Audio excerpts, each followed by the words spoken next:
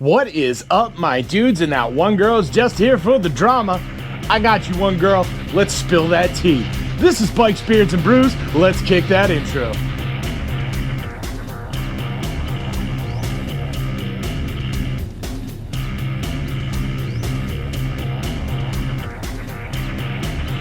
Hey guys, welcome back to the channel. Before we kick this one off, make sure you like, comment, subscribe, hit that bell notification. New videos are coming weekly. You ring that bell, you know when they drop. Let's get the other stuff out of the way. Want to save 10% on our Cardo communicator or save some money on some Beyond Riders gear or Kemimoto gear? Then you should definitely check my referral links down below. Want to support me and all my do-gooderness like these cool guys here? Bam! These should become part of the Brew Crew and join the coffee page down below. Want to know why I'm asking you for money? Well, next to those 10,000 Amazon affiliate links that also go to a good cause is a link explaining what I do with your money. Get it, got it, cool, let's move on. Alright guys, so today we are going to be talking about the 2025 Buell Super Cruiser and why I think it might be dead on arrival. And before we get into this video, I do want to say, quick disclaimer, I do not want Buell to fail. I don't want the company to fail in any way, shape, or form. I believe that competition breeds innovation, so the more motorcycle companies we have out there, the more they're doing, the more they're raising the bar, the more it's going to get other brands to up their game. So for someone like Buell, who is going to be a US company, who is a US company, coming at companies like Harley and Indian, it's going to force Harley and Indian to up their game or get left behind. So I want them to succeed.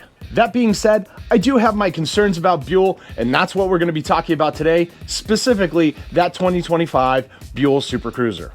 Now, for those of you who aren't fully caught up on Buell and they're kind of sitting there right now going, Buell, what? Like, they still exist? I thought they went out of business like years ago. You are correct. They did go bankrupt. They did go away. Just a quick catch up for you guys. The name Buell was bought at auction after it went bankrupt a few years back. So it is now a completely new company that has nothing to do with Eric Buell, except for the Buell name. The Buell Super Cruiser is not the first bike that they have released or talked about releasing or advertised. They've actually been putting out a bike for a few years called the Buell Hammerhead. That one does exist. It is on the road. Honestly, I have not seen one around. There are not many of these things going on. I've been to bike rallies. I think last time I talked about Buell, somebody did say that they saw a Hammerhead rolling around in their neighborhood, in their neck of the woods. Don't quite remember where that was, but one person, so that's not a lot. And Buell has a very steep hill to climb here.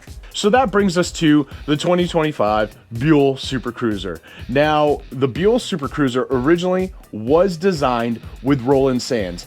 Roland Sands had a very heavy hand in the design and the creation of this bike. It was supposed to be a spiritual successor to some of the older Harleys that a lot of the Dyna guys would really appreciate. And honestly, when it first came out, it was a really good looking bike.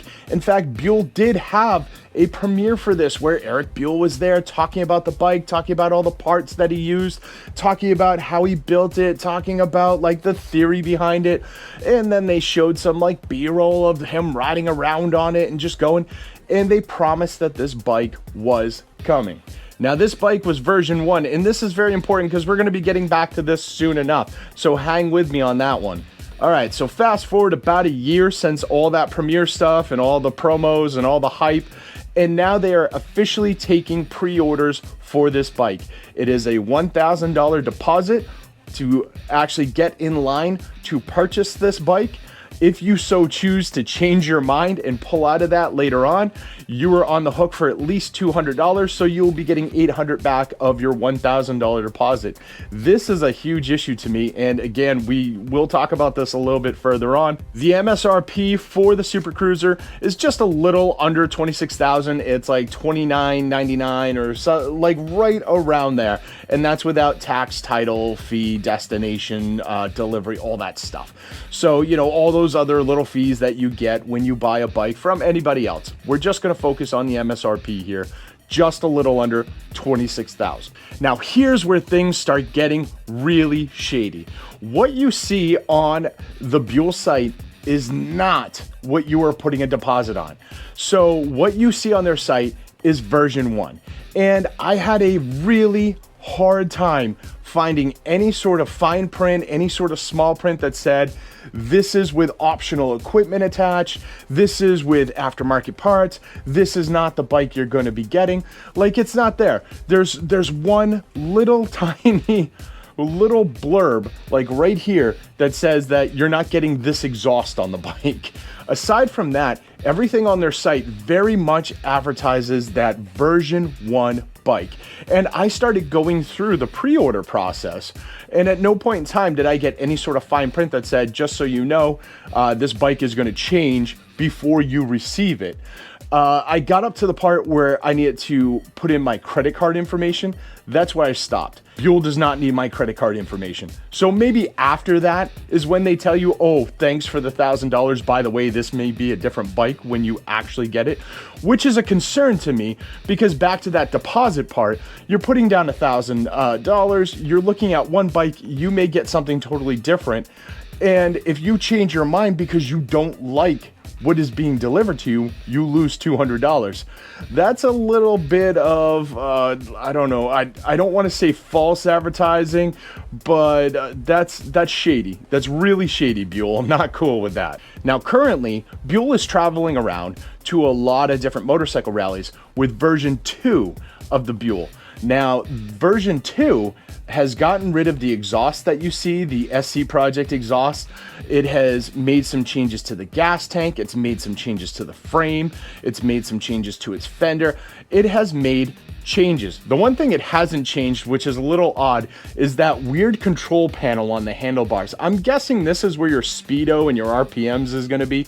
They haven't really talked about or addressed this. If they have, I've missed it. It is ugly. This looks like it's straight out of the 90s. It's got the big, like, tactical buttons on it, so probably not touch screen. I mean, this is probably going to, judging by the rest of like this image, this is probably just going to be some crappy LCD screen from the 90s. Maybe you can play Street Fighter on it when you're parked in like parking lots. I don't know. Like, this is ugly. This is just ugly. But I'm not seeing any like speedos or anything else on those handlebars, so it's probably all in this little box. This ugly little recycled Street Fighter 2 handheld LCD game box. Now, on top of all these changed parts like the fender, the gas tank, the frame, whatnot, they're also stripping parts off. So I mentioned the exhaust is being stripped off. They've also just confirmed that they're no longer going to be delivering these with all-in suspension. If you look at any promos, any images of this bike, it always has all-in suspension on it. They're going with their stock suspension that they've been using on their other bikes. And this isn't just an isolated incident. They're actually removing a lot of different parts and rolling in parts that they just have laying around to save on cost. So the lights, the directionals, the suspension, the exhaust, this is all carryover. This is stuff that you are seeing on other bikes. And to give you an example on how much this changed, and this goes back to, again, that $1,000 deposit. This is what you were originally advertised as getting. This is what you're getting so far. And this isn't even what you're going to get. This is version 2 of the bike, and they've already confirmed that they're making more changes. So by the time they start rolling out production, you're looking at version 3. In version 3, they plan to change the frame a little bit more, possibly change the gas tank a little bit more, change the fenders a little bit more. So the bike may not look like this at all.